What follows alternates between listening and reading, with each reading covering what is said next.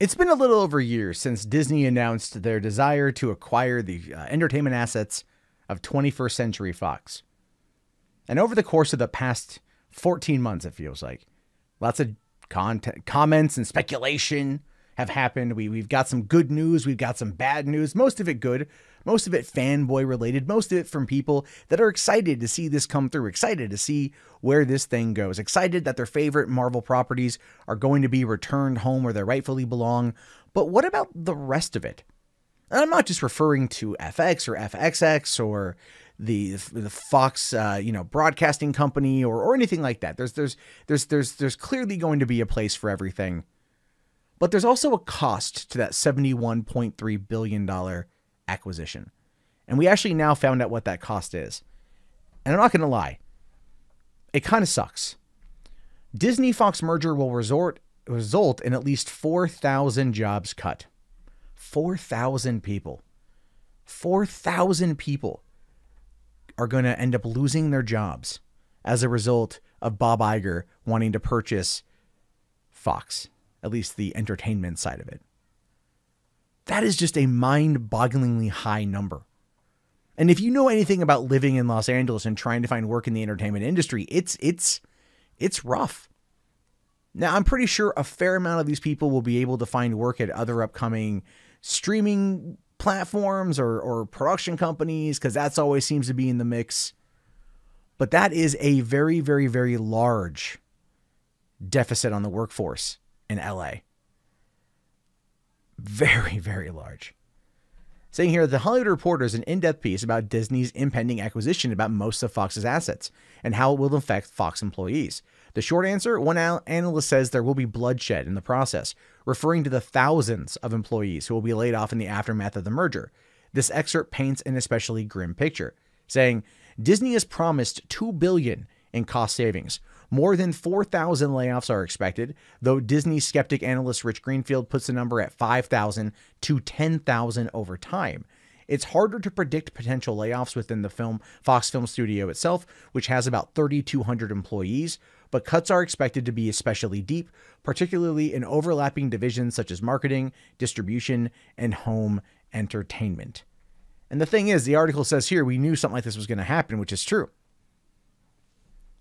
I mean, we know what Disney's plans are for stuff, right? They're gonna, bring over the X-Men to Marvel Studios. They're gonna produce R-rated movies through Fox. But I kind of feel like what's gonna happen is they're gonna end up taking everything over, and they're just gonna, basically keep the name, get rid of everything else, but keep the name, which is probably what they're ultimately paying for. They're paying for the name and the previous content, the library of content they can fill Disney Plus with. Because yes, ultimately they want to take on Netflix. So they want to have it. Look, there's already been talks. And this is where it's at. This is probably what's going to happen over this one too, is that The Simpsons is going to be one of the major cancellations that's going to come out of this. Now, a lot of people out there are probably going to be like, yeah, is that really a bad thing? Well, I mean, it depends on who you talk to. It depends on how you look at it, but ultimately kind of. I want The Simpsons to go out on their own merit. I want The Simpsons to go out on their own accord. I want them to sit there and say, we've done enough. It is time. Rather than some executive over at Disney saying, well, we make more money if they're not on the air because we don't have to pay out the insanely high contracts for the actors, which at this point are in like the multi-millions per season. I mean, if you ever look at the net worth of Nancy Cartwright, she gave $15 million to Scientology a couple of years ago like it was nothing. 30 years of making money on this show, never mind the royalties and parts of the merchandise and everything else that's come from it. These people, Dan Castellaneta, Julie Naver, Hank Azaria, Harry Shearer, these people are sitting at hundreds of millions of dollars in assets. Hundreds of millions of dollars. They're probably in cold hard cash. So they'll be fine. But you've got the animators, the writers, the producers, the sound designers, all those people that are probably going to be out of work because Disney will realize that it's more profitable to just have the show be in reruns and repeats in syndication. And they're not wrong. Disney is brutal and ruthless when it comes to that sort of situation, right? We view them only from the outskirts. We view them only from the outskirts of, oh, this is Disney. It's love, it's happiness, it's rainbows. But when you break down brass tacks to the business side of it, it gets brutal and cutthroat. Especially with the Rich Greenfield guy here saying that it could be anywhere between 5,000 to 10,000 over time. That to me seems more accurate. It does. To me, that feels more accurate. And I'll tell you guys why. Because as they start to make the cuts, and the cuts will happen, we will probably see FXX close down. We probably will. FX will keep around for a couple more years until it's no longer considered viable. Then that will close down. Because we're seeing that more and more people aren't buying cable packages. So that's going to eventually go away. Fox Broadcasting Company will be around. It's a main player. It's a mainstay on basic cable, right? So people get that shit for free. They'll watch the commercials. That will stick around. But we're going to start seeing a lot of stuff kind of scale back. Whatever the independent wing of 20th Century Fox might have been, I don't even know if that's a Fox Searchlight. I think that's gone anyway. That would be gone. Because it's not profitable enough.